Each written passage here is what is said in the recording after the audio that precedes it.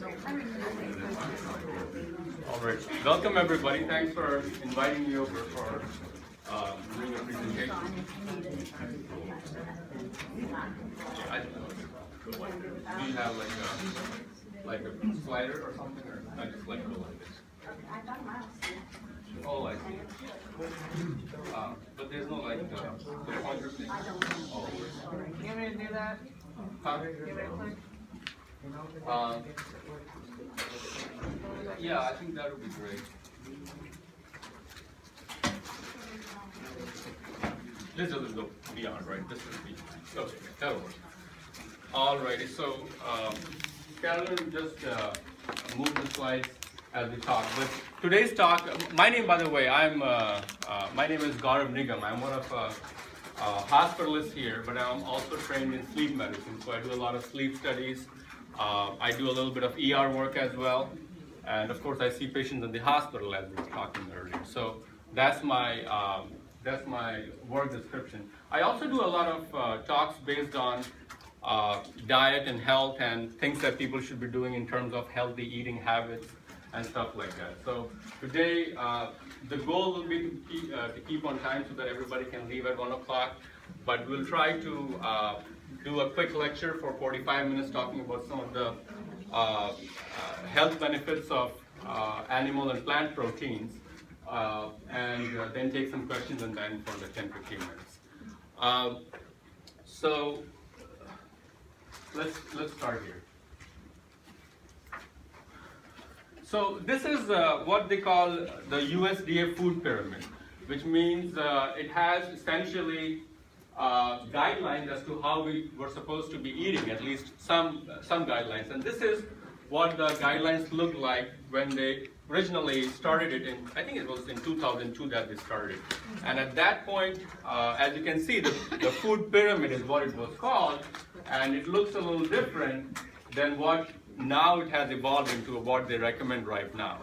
And right now, as you can see, they are saying it's a food plate, and there's of course differences in the food plate versus food pyramid. So the food pyramid, as you can see, that was essentially about using mostly grains like cereals, pasta, rice, and that was the main prominent food that they were recommending. And of course, then there was fruits and vegetables in the next year, and then there was meat, poultry, milk, yogurt, things of that nature. And now they have recommended some differences. Can somebody tell me what's the major difference between the pyramid and the plate, just by looking at it? More vegetables. Okay, what else? Much fewer grains. Much fewer grains? Okay. What about the protein section? Like this one doesn't have a section for proteins, does it? And suddenly, now they are emphasizing on proteins, which is kind of weird, isn't it? Because all the rest are like food ingredients, like fruits, vegetables, grains, milk. And suddenly they throw proteins as if vegetables and grains have like wheat has gluten, and dairy has casein, and whey proteins, and vegetables have proteins too. But they have kind of just like decided to focus on proteins, because I think there's a lot of paranoia, for the lack of a better word, about not getting enough protein. Like if someone is a vegetarian, our first question is, oh, where do you get your protein from? Because we wonder if they're not getting enough protein, and that's reflected partly from the meat industry and the protein industry trying to emphasize that no, we need to get more protein. And for protein, for the most purposes, is dairy or meat. Those are the main sources in the Western diet. So this is a very wonderful meme that I came up with from friends, where they're just asking, where do you get your protein from? And that's the natural question when someone says I'm a vegetarian or vegan. Vegan is a person who does not even have honey or milk, any animal product, and vegetarian is a person who does not eat meat. So fish, eggs, meat they won't consume, but they will still do honey and milk, butter, cheese, things of that nature. So those are the main two distinctions. So this is kind of sarcastic, but it's kind of true, because if a person, especially most of us, if we are used to eating meat, red processed meat 3 times a day, then the chances are that we'll have lots of side effects, and we'll talk about all these side effects one after another. So when someone says protein deficient, I just wanted to show you a picture. The last time I treated someone with kwashiorkor deficiency, I never treated one actually. So this is more common in Eastern Africa, where of course there is like real scarcity of all the food resources. So kwashiorkor, that's a very special term. In the language of Ghana, it means the evil spirit that takes over the second child when the first child is born. Because the second child has to go on breast milk and the first child is weaned off abruptly and very fast. So they are not getting all the proteins and the nutrients that are there in the milk naturally. So that's why that's the problem. So then we do not have, I can make a case that I have not, and most physicians will agree with me, have not treated a person with kwashiorkor or marasmus, which are the classic protein deficiency diseases. So we do not have those.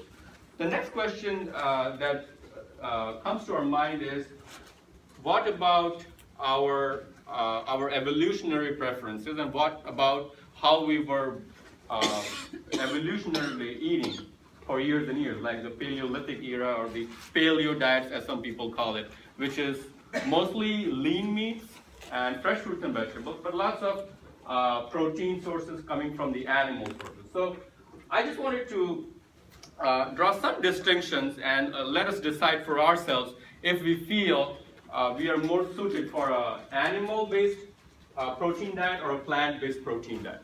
So as you can see, there's lots of different distinctions, and these are starchivores, are people who are predominantly consuming carbohydrates like grains. So starchivores refers to mostly hunters and gatherers in the human species that was consuming and still consume a lot of starch. So they have certain distinctions, and if we look in the mirror at in our dentition, we will find that our canines are short and blunt. The canines are the side teeth that these pointing teeth are the canines that puncture into the veins that draw the blood and help to tear, like a crocodile has or a lion has. But our canines are very short and literally can't tear a lot. But the incisors are 40 number, the front teeth, and they are large. So they are, if not longer than the canines, at least the same size. So that tells us that we are more for cutting than tearing.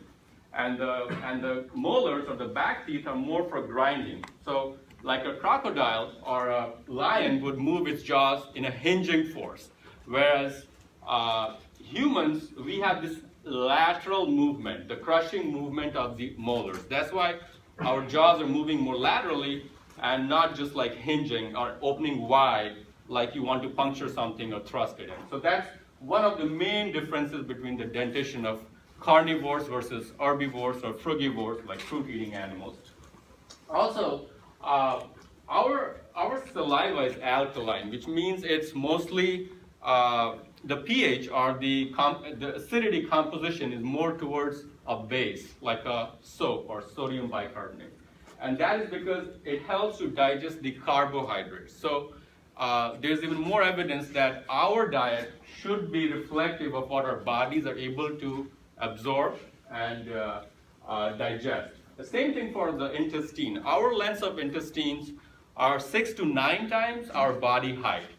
And lions would have like 3 times their body size. Because just imagine what happens when you have a longer intestine and you eat lots of meat. What happens to us?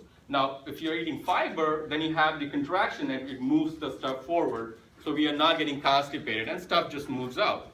But if the meat is sitting there in a 9 feet intestine, and because it doesn't have fibers, it's putrefying, and that's how the toxins accumulate, and that's how we get all these free radicals and stuff like that. So there are more distinctions, obviously, but those were the main differences.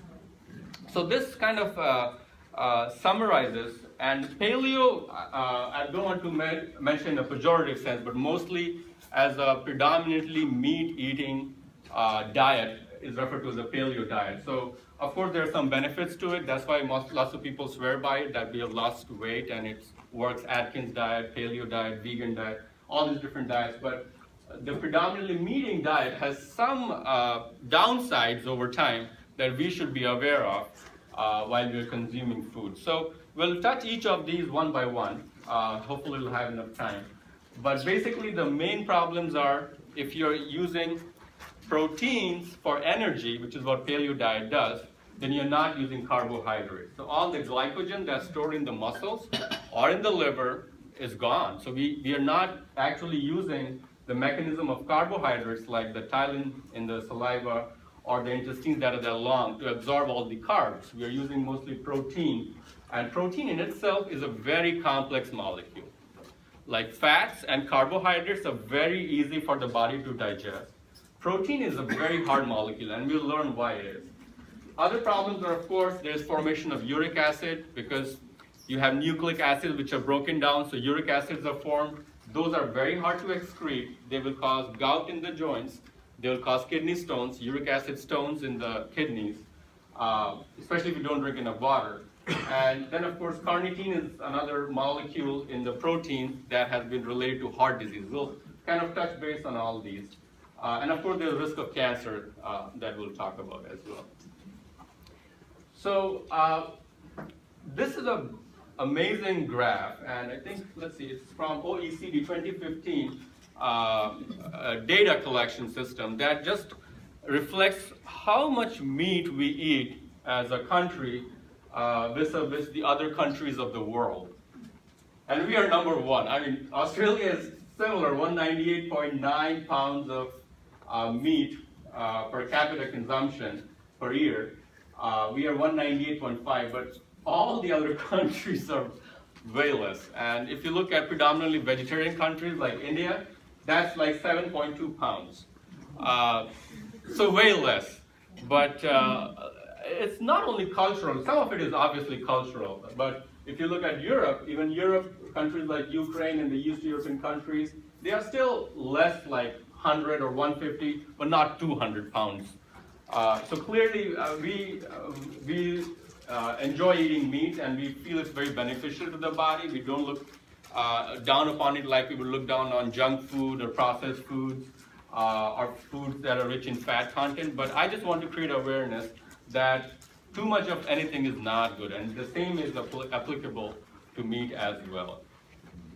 So this is the CEO, this gentleman, of Tyson Foods, and he himself has kind of acknowledged that as the demand for meat grows and as the population increases, it will be hard to sustain all that meat productivity because we have limited land, we're clearing the rainforest, so global warming and stuff like that. So even for environmental reasons, it's not very easy to continue to sustain the need, to continue to have meat at the same amount that we're eating.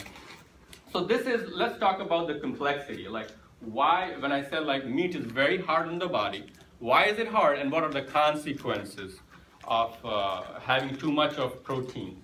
So meat, well, let's not talk about meat, let's talk about animal protein because that includes dairy, that includes meat, that includes any ingredient that comes from the animal and not from the plant. So those are the animal proteins. So proteins are made up of building blocks called amino acids. The amino acids, there's this is a little bit of chemistry, but I won't bore you with too much of chemistry. But basically, amino acids have an acid group, which is the carboxyl group, a COOH group, and a base or the alkaline group, like the amino group, NH3 group. So what happens is that there's peptide bond formation, which means the second amino group will attach to the carboxyl group, and one after the other peptide bonds are formed, a chain is formed, and that chain is a protein. So amino acids are the basic building blocks. However, nitrogen is there, and nitrogen is one molecule which we'll talk about, causes a lot of problems because guess what carbohydrates are made of? Carbohydrates, carbon, hydrogen. Easy on the body. CH, we can break it down. Fats, Same deal, carbohydrates, fats, carbon, hydrogen, oxygen. So those are easy for the body to break down. However, if you look at the structure of the protein or the amino acid, it had the amine group. Amino is amine. Amine is nitrogen. Nitrogen is not something our body handles very well. It's just very complicated molecule. Especially with that structure, it's way complicated. So the body has to devise different ways of getting rid of the amino acid. I got it. So it can, mostly for us, we are terrestrial animals, so we try to conserve the water. We are not living in aquatic oceans and stuff like that. So we try to conserve water. So we convert the amino acid into something called urea. And urea is amazing for the plants. It's a fertilizer. So although it's a excreted product from the animals, it's good for the plants. That's the way nature works, symbiosis. Like what is not useful to us is useful to the plants. But urea is still toxic. And to form from amino acid to urea, it's a very complex procedure. Same thing happens with uric acid. That's formed from nucleic acid or DNA, the genes that we have. If cells break down, the nucleus breaks down, nucleic acids are released, and those form uric acid, same molecule that is there for gout. So we have to keep that in check. Now, renal failure, that's the biggest concern and probably the most common one which we deal as we grow older. Most of us have heard about something called chronic kidney disease, which means over time, injury to the kidneys leads to a situation where we are not able to form our own urine. So the toxins are accumulating in the body, and over time, that leads to renal failure or the kidney shutting down, and that's how people can die, and they go on dialysis. So those are the different molecules that proteins form when they break down. Urea, uric acid, creatinine is another one. So as I was saying, like sugars, as you can see, so easy to break down. Sugar plus oxygen, no big deal. Carbon dioxide and water. Water you can pee out, carbon dioxide you can exhale when you're breathing. Same for fats. Combined with oxygen, CO2 and water, no big deal. Proteins, look how many different products are formed when we have a simple molecule of amino acid. There's salts, there's uric acid, there's urea, there's CO2 and H2O. So many molecules that have to be get rid of. First in the kidneys, first in the liver, where deamination happens, where you remove the amino group, and if you're not able to do that very well, the ammonia content of blood goes up, and ammonia is very toxic to the body. So ammonia doesn't help us a lot. However, fish, they can excrete ammonia in water, so they don't have to care about converting it to the kidney portion. So fishes don't die from chronic kidney disease because they don't get that far to form the urea. They don't have to form it. So life is good if you're a fish. And don't get hooked, I guess. But if you are sharks, bony fishes, human beings, we need to form urea. So ammonia gets converted into ammonium. Ammonium gets converted into urea because urea is not that toxic. So that's the natural way to get rid of it. Birds and reptiles that conserve enough, even more water, they need to convert it to uric acid, which is even a difficult process. But that's how the nature devises excretion in different animals. Now, I just wanted to briefly touch about what happens to the protein when we eat it.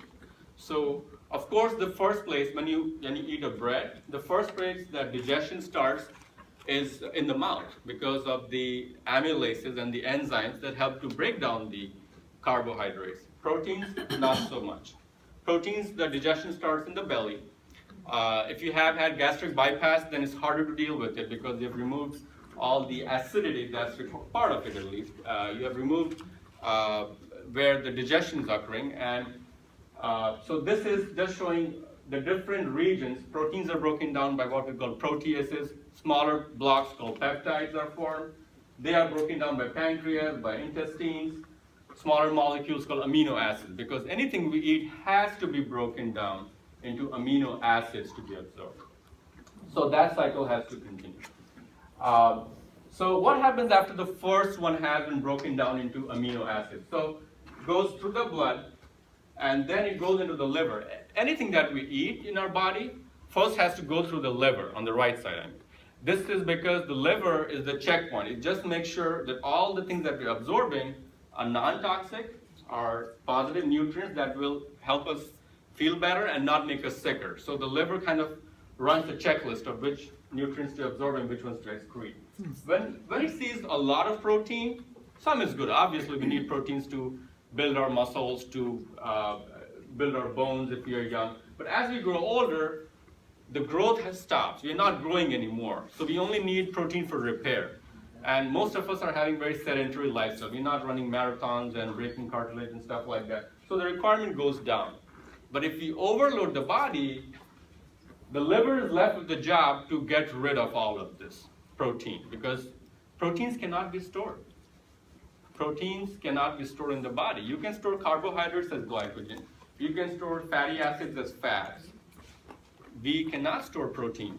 That's why we have, there is no way to treat the deficiency, kwashiorkor in Ghana in that case, unless you keep giving the protein, because it cannot be stored. So the body, anytime you overload them with the protein, it has to get rid of it. So the liver gets to work. It tries to break down the deamination that we discussed, removal of ammonia, forms urea, and goes to the kidney in a thing called urea cycle. So ammonia goes to the kidneys, urea cycle is initiated, and urea is formed, then spilled in the urine. So hopefully that would get rid of it. The extra protein that is there, some of it, the body says, hey, I didn't get enough glucose today, so maybe I'll make some glucose. So good deal. We get some glucose. But also, it forms what we call acute phase proteins. Very important. Liver does tons of jobs for the body, but these acute phase proteins are the proteins that help us fight infection, inflammation. You will hear your doctors check your CRP or SED rate, which are markers of inflammation. So those are the molecules. If there's stress, injury, inflammation, the body produces lots of acute phase reactants. So we'll come back to it as well. But that's what happens to extra protein that we are using, and the body tries to find ways to excrete it. So if there's liver disease, ammonia goes up. Lots of people, if they drink a lot, they get cirrhosis or chronic liver disease, and then their ammonia goes up. We have a condition called hepatic encephalopathy, in which the ammonia shoots up. Or their kidneys are damaged in the second step, which is what happens to most folks. The GFR, or the filtration capacity of the liver, of the kidney, goes down over time. And if we keep insulting the kidney with these animal proteins that it's not able to break down, we end up getting chronic kidney disease and end up with dialysis.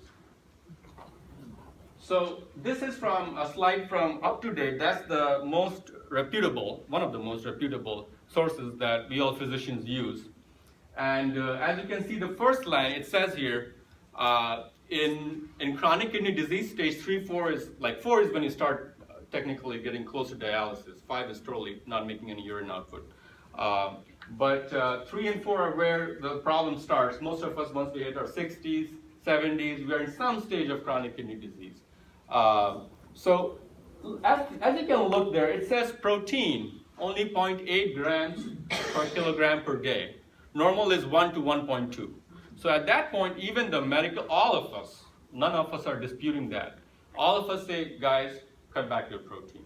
So, but it's kind of too late to say that, because a lot of damage has been done, and kidneys are having irreversible damage. Livers, if you damage it, you can still revive and regenerate. Kidneys have very limited, brain and kidneys have very limited capacity to regenerate. That's why the damage is kind of irreversible. So we have to check it in the early phases.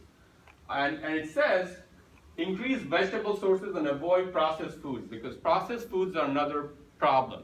Anything in moderation is fine. I'm not saying like we should totally stop the protein. We can do what we call the Flexitarian diet, where we say meatless Mondays. One day just skip the meat. Other days we can eat, maybe not 3 times a day, just do it 2 times a day. So I'm not saying we should totally cut it out, but we have to cut back a little at least, so that our liver, kidney, and other organs are working well. So as you can see, proteins have to be cut back and increase plant source. We all are agreeing now, even the nephrologist, that any protein we eat should be coming from, most of it should be coming from the plant sources. It should not be too much of red processed meat. That's the number one thing that we need to avoid. So, so this is a graph again about what happens over time if someone does a low protein diet. their kidney function, this is a declining kidney function. So over time, their decline decreases, which means the kidneys have still saved some amount of filtration capacity to make urine. So their damage is less if they do less of the animal protein, and in protein in general, as we have, not for the normal folks, but for the chronic kidney disease people, animal proteins. So now, it's just a slide that is going to hit again. So now we'll talk about why is protein coming from the animal sources like meat that bad? Like, we never heard that. I mean, we always were told like milk is good, dairy is good, protein is good for building the muscles and the bones, so we should have a lot of protein. So what's wrong with that? Now, most of the studies which have been done on meat have found two problems with meat. One is what we call the heme iron. That's the way iron is stored in the meat, as a molecule called heme. So the iron is bound to the protein, and that way it's sticking together in the body of the animal as storage iron, and then we consume that. The second one, of course, is nitrite or nitrates. Anytime we have any processed food that has nitrates, nitrate is NO2 or NO3, N being the nitrogen again. So we have the protein, then we have this preservative thing that has the nitrites.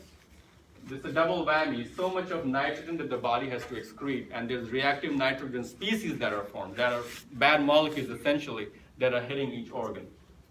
So this study is one of the biggest studies. This was published in British Medical Journal, one of the most reputable journals in the world.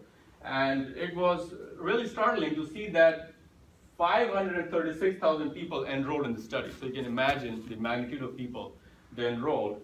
And they were basically looking at what they were eating and what cancers they were developing over time, after many years. And what were the main cause of death with the cancer? So there's 9 different causes, as you can see on the left side. Coronary artery disease, chronic kidney disease, chronic liver disease, infections, respiratory diseases, cancers, all those things, name it. Those are the 9 most common causes of death from eating a lot of animal protein sources.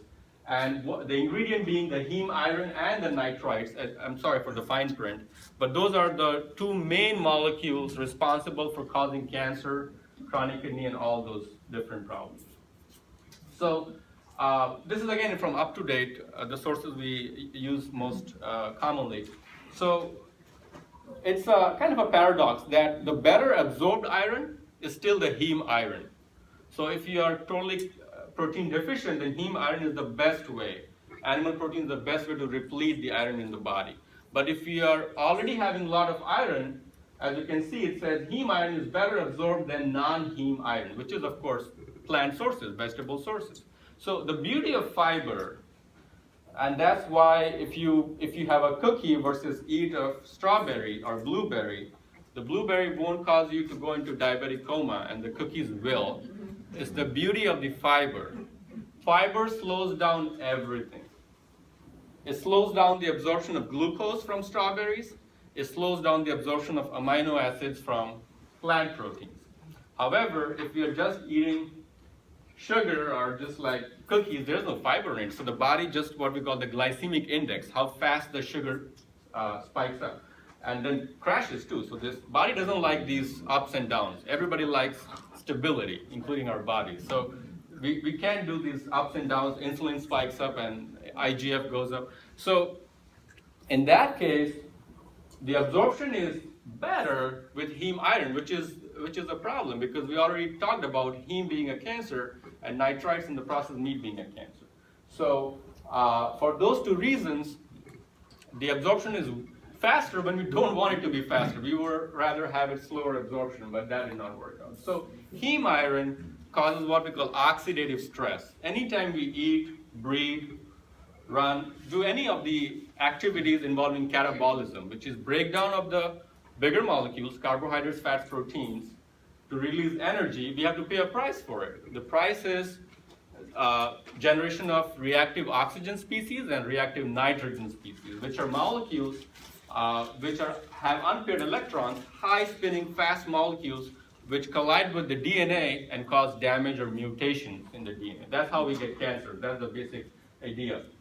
So this study, again, this was published in Cancer Epidemiology Biomarkers Preventive Journal. Basically, they found that iron, through its pro-oxidant properties, or causing oxidation, is a way that it causes cancers, most likely of the colon. That's the most common cancer to have. So after years and years, just like we had a lot of pushback from the nicotine industry, the smoking industry, smoking in school, good for the lungs, increases the energy, and then we say, oh, probably not, it's causing cancer. So after many years of a lot of problems from the meat industry and the nicotine industry in the past, finally the World Health Organization in 2015 said, guys, it's too much. Now we have to kind of come to a consensus guideline and state the obvious from all these studies that they are doing. So in 2015, the first time World Health Organization came out with the guidelines, and it clearly said that red meat is a definitive carcinogen. Carcinogen is a molecule that causes cancer. And processed meat is a definitive carcinogen. And red meat is a probable carcinogen, which means it probably is a cancer. We cannot tell you 100%. So it's still stages of acceptance, as they call it, like 5 stages of depression, bargaining, anger, grief, acceptance, kind of following that sequence. So it's still, we are slowly agreeing, but we know for sure now that processed red meat is the #1 thing to avoid. Processed means salted, cured, fermented, any of those things that alter it. So it's not the paleo diet. The cavemen did not have this curing and fermentation and big industries where they could alter the meat and add nitrites to it. They would just eat it or just like do the deep Arctic freeze. So there was no processing involved. So that's why paleo diet is different from the way we are making hot dogs and sausages these days. So that's why the meat is not the same, even if it is red meat. That's why processed is the #1 to avoid. The another study that was done this is a Swedish study, and European studies are, for the most part, pretty neutral, so that's one of the reliable things about them. This was a study done in Swedish women, and they looked at 43,000 Swedish women between ages 30 and 49, and they looked what happens if they do a high protein and a low carbohydrate diet. What happens to them? Because all of us try to lose weight and do some of the low carb diets, and high protein diets are good for losing weight. Turns out these people had same problems. There were lots of heart diseases, ischemic strokes, or problems in the brain with strokes, and lots of peripheral arterial diseases, which means problems with clogging of the blood vessels in the leg. So again, this diet probably is not good for the long run, and I don't even know if it's good for causing weight loss perpetually, that we should try. And why is this causing heart disease now? That was the biggest question. We talked about cancer, heme iron, processed nitrates causing cancer in meat. What about heart disease? I mean, this wasn't heard of. But now we have very overwhelming evidence that a molecule called carnitine in meat, and even to a certain extent in eggs, choline in eggs, and carnitine in meat, is processed by the body to form something called TMA, the molecule over here. And actually it's not by the body, it's by the bacteria living in the gut. So we are kind of, as we say, man proposes, God disposes. So the kind of food we eat, we are what we eat. So if you're eating a lot of meat, the bacteria that God or nature is giving us are the bacteria that are able to digest the meat better. That's our only option. And in the process of digesting the meat, they generate a molecule called TMA, trimethylamine. And that is oxidized by another enzymes in the liver, FMOs, into TMAO. That's the molecule that you see in the blood vessel here that causes formation of cholesterol plaques, high blood pressure. If it's in the heart walls, it causes congestive heart failure. If it's in the kidney, it's causing scarring of the nephrons or the kidney tubules. So chronic kidney disease, high blood pressure, congestive heart failure, and heart attacks, because that's what cholesterol does. It clogs up the arteries of the heart and of the brain to cause strokes. So that's how, it's not and it's not that carnitine is that bad. It's the way the bacteria in the gut process the carnitine. Now, if you give a vegan or a vegetarian person a high steak diet for just one day for fun, they will not form TMA because they have bacteria in the gut that only breaks down, most of it breaks down fiber. So they say, what is this molecule, this protein? They can't recognize it, they can't break it. So they don't suffer from the cardiovascular consequences at least. So that's a blessing in disguise of having high fiber, whole food, plant-based diet. In interest of time, we'll skip some slides. But this is another study done by Dr. Longo of University of South California. And he talks about this very interesting phenomenon, Liron Syndrome, that happens in Ecuador. Some people in Ecuador, it's an autosomal recessive condition, a genetic condition in which people don't grow very tall, they're very short. But they never get diabetes, they never get cancer, and they never get acne, no matter what they eat. So these folks, although they're short, poor guys, but they don't suffer from any of these conditions. And this is Dr. Long, who did the study on the Liron syndrome, and he came out with this very dangerous claim that red meat is as bad as cancer, as smoking in terms of causing cancer. So we wondered, like, scientists were like very amused, like, what's up with these folks? Why are they not getting cancer when the rest of the world is getting cancer and diabetes? Turns out they don't have a growth hormone receptor. So they cannot, whenever we give them glucose, when they have to form insulin in the pancreas, or amino acids that have to be broken down, the growth hormone cannot bind to the receptors on the kidneys or the liver. Those are the two main organs. The liver and the pancreas. Those are the main two organs. So when they don't have the growth hormone receptors, no matter how much glucose you eat, no matter how many cookies you eat, the body is not going to produce growth hormone. And growth hormone, when growth goes uncontrolled, is cancer. That's what cancer is. Cancer is uncontrolled growth of cells. So it needs the fuel. The fuel is glucose, the fuel is amino acids.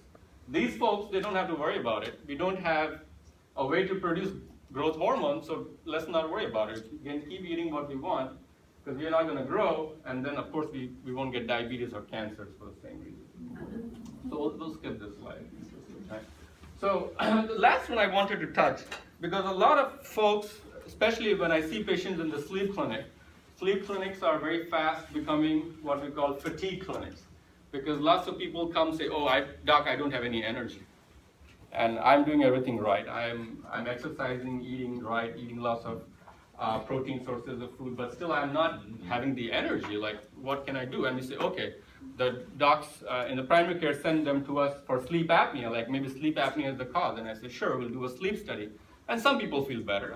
I won't discount that. But for most folks, the fatigue or generalized weakness, lethargy persists. And we wonder why, because we are eating the best food that is there in this world, and we are most advanced country in the world, but we still have a lot of medical problems, and fatigue one of them. There's no cure for fatigue. There's no pill that fixes it. So a lot of people who have cut back on the diet, cut back on animal sources of diet, protein, which is meat and dairy, have noticed that they have felt better in terms of their energy level. And why is that? The reason for that is plants cause our bodies to have an alkaline response, which is the pH of the blood for the matter. pH is how acidic or alkaline the blood is. Our natural pH is 7.34. 7 is the pH of water, neutral. No acid, no base. Bodies like to be a little alkaline, 7.34. When we eat meat, it's acidic. When patients are coding here, when I have patients who sometimes don't do very well and they code, or we have to do chest compression, CPR, and stuff like that, you'll notice, like lots of times doctors give them bicarb. Bicarbonate is an alkaline. So when we are dying, our bodies are getting acidic. There's lactic acid buildup, there's different acid buildup, and that's a natural phenomenon. That's how people die. So we try to revert it by giving some bicarbonate, which is an alkaline. So the body's natural tendency is to be a little alkaline. But when we give them lots of proteins, animal proteins, body gets acidic. So the body goes this way, and the kidneys are working hard to bring them back all their lives. That's why they go in chronic kidney disease. But what happens when you have a lot of acid? Think of, from your chemistry classes, of sulfuric acid or phosphoric acid. Sulfuric acid, like some of the cysteine and methionine, some of the amino acids have sulfur, and that can form like sulfuric acid, and that leaches the minerals, the calcium, the iron, manganese, you name it. All those elements that are so vital for all these different functions, contraction of muscles, they are leaching them out because acid corrodes the metals. So all the metals are gone in the urine and peed out or excreted.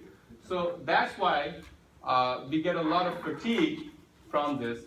And just as a side note, sodium chloride or table salt is also going to make your body acidic. So if you can do more potassium or the Himalayan salt or the salt, of course iodized salts, no matter which one you take, but they have to be more potassium based. Those are better than the sodium based, and they are the same in terms of the salt perception. But that certainly helps. That certainly helps for prevention of the leaching of the minerals. So ADILOME stands for acidogenic diet-induced leaching of minerals, which is a fancy way of saying that proteins make your body acidic, and acid will leach out all the good minerals, making you drained and tired and not getting muscle contraction, fatigue all the time. So this calcium that is required for muscle contraction, if you leach out of the body, then muscles are tired. We are feeling tired and muscles are aching all the time. Same thing, think about the bones, like how as we grow older, we get osteoporosis, which is the natural minerals, the calcium in the bone is leached out by the acid into the urine, and this is what we are left with. And we get all those compression fractures and whatnot. And when the kidneys crash, they can't make hemoglobin, and they cannot make vitamin D. So both vitamin D and hemoglobin, which will prevent from anemia, will happen when your kidneys are not working very well. So I think I'll stop over here. We have more slides, but in interest of time, I think we'll just use the last 10-15 minutes to go over some questions, and if there's any questions you have about the slides, I'll be happy to take those.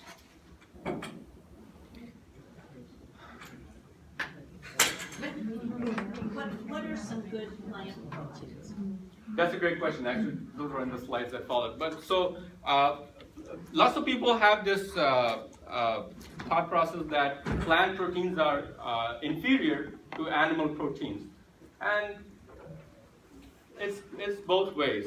Animal proteins are more complete, which means all the essential amino acids are present in them. Plants you might have to complement, but the best plant protein sources, especially for meeting your protein requirements, calcium requirements, kale is great. Soy, tofu, tempeh, all these soy-based products, they are wonderful. Nuts are great. Lots of people don't like it, but buckwheat or quinoa, that is amazing. Those grains are very rich in proteins and good for calcium sources too. So this is actually a great slide. Thanks for bringing this up. This is from PCRM, or Physicians Committee for Responsible Medicine.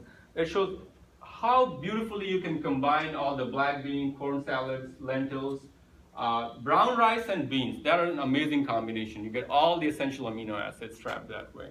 And the fibers, and we need the fibers whenever we eat protein or glucose. So these are some of the good recipes that you can try eating. Blueberry pancakes, lentil soup with hummus, all those are great. Tell me, when you were talking about salt, how does sea salt compare with the iodized, or is it iodized? That's a great question. So the sea salt, all the salts, whether you use the pink Himalayan salt or the sea salt, all of them are sodium chloride. At least chloride part is what imparts the taste to it. So the problem with sea salt is that how do they make it? They just collect seawater in large containers and evaporate it. And if you remember from your chemistry classes, chloride is a halogen. Fluorides, chlorides, bromides, they evaporate the moment you throw them in sunlight or heat. So the iodine evaporates. So all you're left with is sodium chloride, which itself is acidic, leaches the iodine more from the body. So we should always have iodized salt. Even if we use the Morton salt, it should just read it's iodized sea salt. I mean, sea salt is fine, but any salt should be iodized because iodine is what we are lacking, and that's how we get all these thyroid issues to begin with. Don't there be a lot of salt in our diets, like our foods? Do we have a lot of salt in our? Yeah, Yes. there's a lot of salt in our foods. So Yes. like, So instead of cutting down on table salt, right? Because we have salt in our food. yes, that's a great point. So, and some people like Mike Clapper, he's one of the big shot guys who does this. He says that it's okay to keep the table salt on the table, but go easy while you're cooking it, because when you're adding those crystals to the surface, it hits your tongue more strongly without causing the sodium chloride content to go up.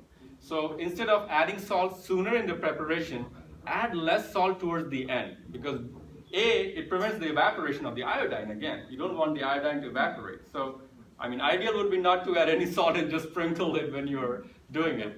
Like I don't use any salt at all, but You just add on top of. no, I just figure to the foods that I eat, it's the salt. Yes, yes, and that's smart. I mean, the less amount you can eat, but if you can just like not add any salt to the food and just sprinkle a little when you're eating it, that would be the ideal. But of course, we need to see what we're eating too. Life is meant to be enjoyed, not just like all by the book. I use the pink Himalayan salt. Is that iodized? Everyone is different. You'll have to read the label. All it means is the colored one, right? The Right. pink color. Yeah. So that all it means is that this probably has potassium, which is better than sodium because Right. potassium is more alkaline and sodium is more acidic. So for that reason, it's good. But if you read the label, it will say it's iodized or not. We want the iodized version. What about regular vegetables like peas and green peas? They are great sources, especially broccoli. That's an amazing source of protein. And the good thing about plant proteins is not only you get all the right amino acids, you get them without the carcinogenic effects. There has been no study till date saying that any person has gotten cancer from eating strawberries or died of diabetes from eating kale. Not a single study.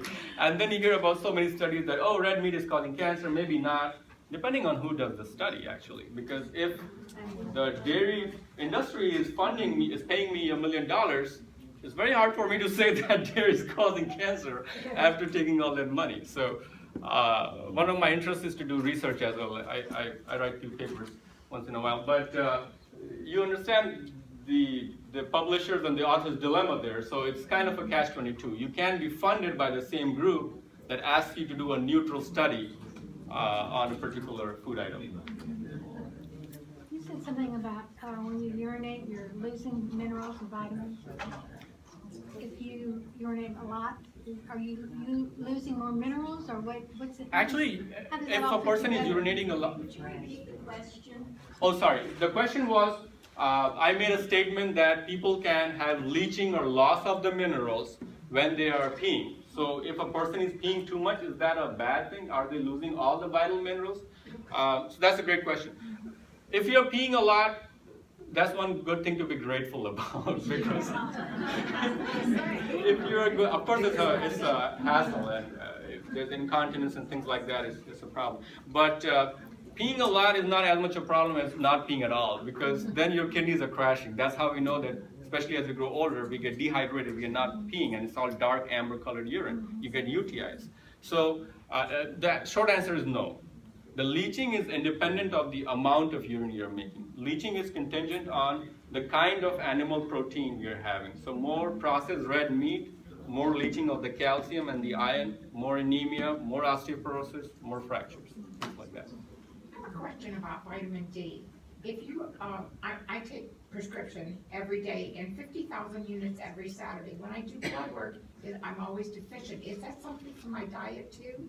Yeah, that's a great question. So everybody heard the question? No. So she just said that she's taking vitamin D high, super strength, the 50,000 international units. That's the highest strength you can take. It's a weekly one, right? Yeah, but I take a prescription one every day too. Okay, the 2,000 one, Yeah. yeah. Mhm. Is that, well, why do you have a low vitamin D level despite taking it every week? So that's a great question. Now it depends on what your doctor is measuring. There's two kinds of vitamin D, vitamin D2 and D3.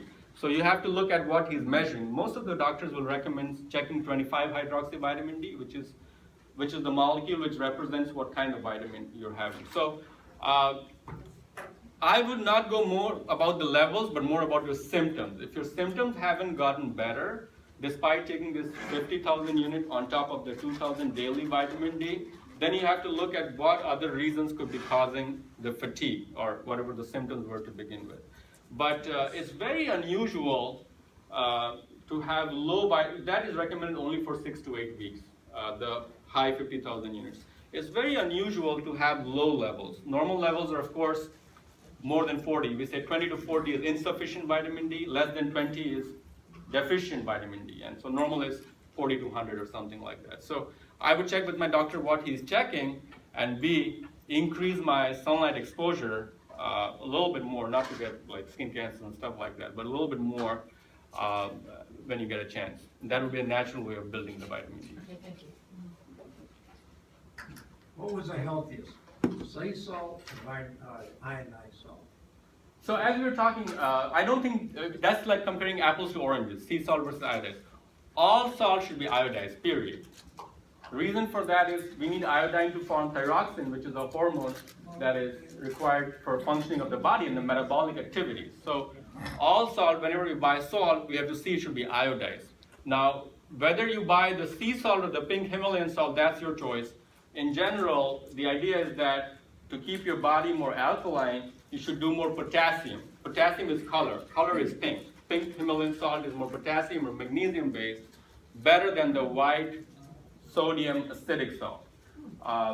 But either of those two should be iodized because iodine is something our body needs, otherwise it gets leached by the process we talked about. So that's something you should look up on the label when you buy the salt.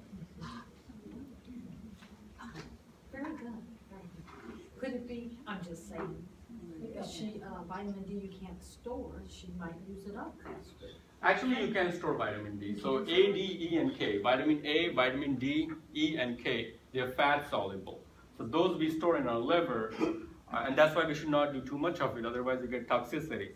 But vitamin B and C and proteins, you cannot store. So those we have to lose it through the urine, and that's why the kidneys have to work extra hard if you have too much of protein. And all said and done, I know drinking is good. Water, what kind of water do you suggest to drink or to keep dehydrated? Water in general is a good idea for most folks. Now, if you have congestive heart, I would just say like normal water is fine. Tap water, bottle, I don't have a strong preference. I try to avoid plastics in general because of BPAs and stuff like that. So I still prefer tap water, contrary to what most people probably do.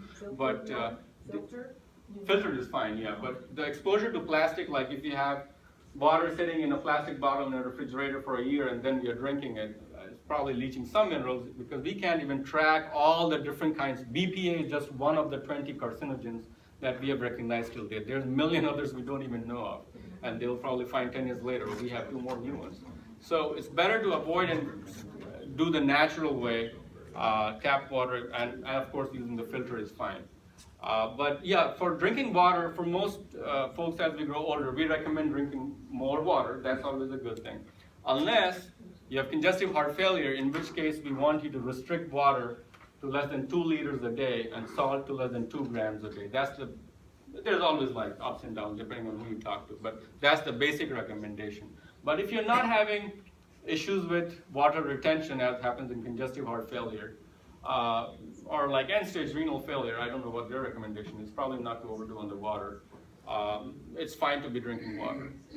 Better, much better than drinking the soda, that's for sure. I want everybody to understand that. If you have a choice between those two, it's always water. Do you recommend taking a vitamin pill just to make sure you got enough vitamins? So that's a great question. I wish we had more time. If you guys call me back, I'll talk more about the vitamin question. But the short answer is your vitamins should come from phytonutrients, which is fresh fruits and vegetables. As long as we consume lots of bright fruits and vegetables, that's how the nature devised all these different molecules, the resveratrol, the allicin, and phytomolecules, So if we can consume different fresh fruits and vegetables, all different colors, we'll get all the vitamins except B12, because B12 is not synthesized by animals, not synthesized by plants, it's formed by the bacteria that live in the soil. That's why when we were in our ancient times digging out tubers, had some soil particles and we ate it, we never got B12 deficient.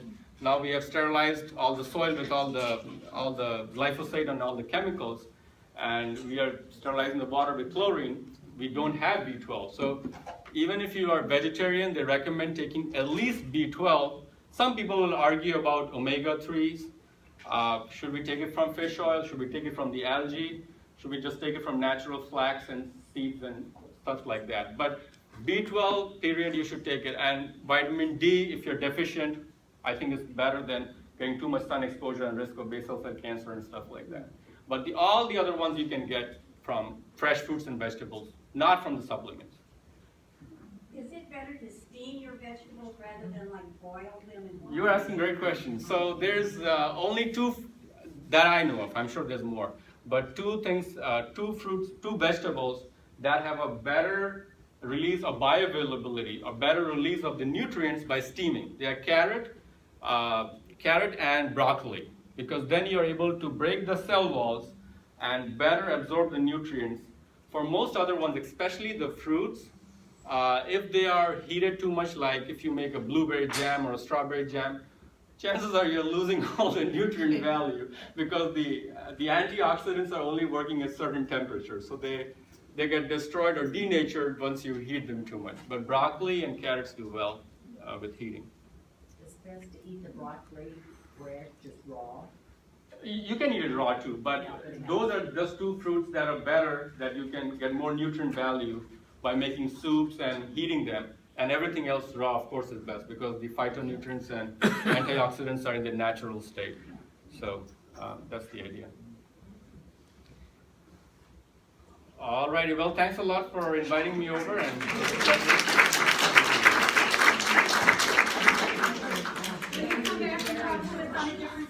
yes, anytime you guys call me if I'm not working.